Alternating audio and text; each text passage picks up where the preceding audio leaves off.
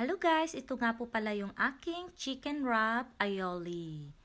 Ito po ay natikman ko po sa McDonald's, kaya nga po ginaya ko naman dahil gustong gusto ng aking asawa is ginawa ko agad. Syempre, yan. Ayun nga guys, ako nga po ay mahilig po magkape habang ako ay nagluluto. Ayan po, tignan nyo naman po, may cup doon. At iplinat ko nga po pala yung dough at saka yan, nilagay ko na po sa frying pan at lutuin lang po yan sa mahinang apoy para hindi po masunog. At ayan po yung mga aking ingredients. Meron ako dyan lettuce, kamatis, bell pepper. At ito na nga po yung chicken breast.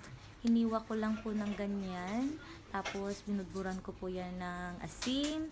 At saka bubudburan ko po yan ng paminta. At ito nga po, luto na yung wrap. At meron din akong cheese dito na gagamitin.